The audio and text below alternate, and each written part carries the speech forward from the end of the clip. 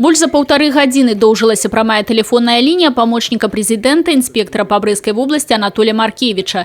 Званкі не прыпыняліся ні на хвіліну. За гэты час за адказамі на хвалюючыя пытанні звярнуліся 12 чалавек. Не толькі з Баранавічаў і Баранавіцкага района, але таксама з Ганцавічаў, Пінска і Кобрына. Прием граждан и проведение прямых телефонных линий является очень хорошим средством узнать более глубоко те проблемы, которые интересуют наших людей.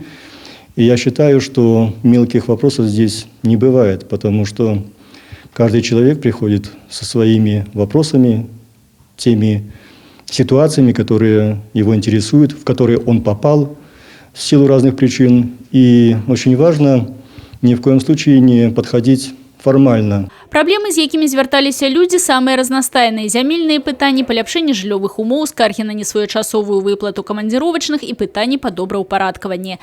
Так жыхарка Баранавічаў Марыя Михайлаўна паскардзілася на тое, што ўжо шмат гадоў жыхары вуліцы Фестывальнай, якая знаходзіцца на ўскрайку горада, чакаюць вырашэння праблемы грамадскага транспарту. И мы так страдаем, потому что не дойти, ни деток в сад не довести. Не хотят ни продавцы работать, не хотят аптеки работать, ничего не хотят здесь работать. Поэтому помогите нам как-нибудь пустить какой-то транспорт, чтобы мы могли связаться с городом и, значит, жить как цивилизованные люди.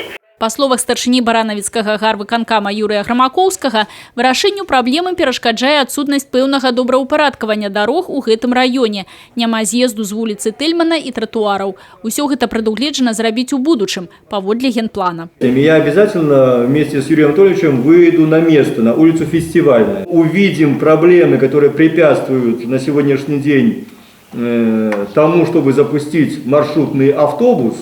Увидим, если такие проблемы есть. А если эти проблемы отчасти надуманы, так мы их пытаемся разрешить более оперативно. Таксама памочнік прэзідэнта правёў прыём грамадзян па асабістых пытаннях, на які запісаліся больш за 20 чалавек.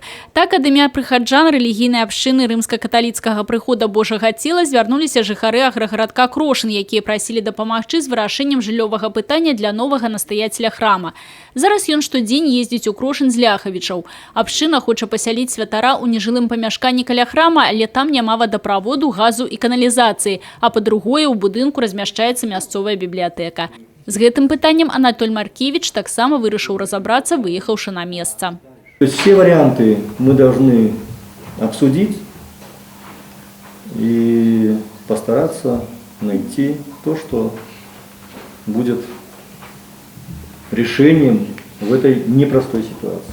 Таксама пытанні на прыёме тычыліся працаўладкавання, магчымасцяў для развіцця прадпрымальніцтва, льготнага крэдытавання пад будаўніцтва жылля, медыцынскага абслугоўвання, работы праваахоўных органаў і іншага. Чужих проблем не бывает. Я хочу это сказать искренне, потому что за каждой проблемой стоят реальные люди, реальные семьи. И очень важно нам вместе попытаться на законном основании найти то решение, которое устроило бы всех в обсуждении той проблемы, которая порой возникает. Па некаторых пытаннях адказы былі дадзены адразу на месцы, па тых, што патрабуюць больш дэталёвага разгляду, канкрэтныя даручэнні атрымалі мясцовыя ўлады і адпаведныя службы. Іх выкананне Анатоль Маркевич узяў на асабісты кантроль. Алена Ракуць, Людмила Салзна, Миколай Руцкі, тэлерадыёкампанія «Брэст».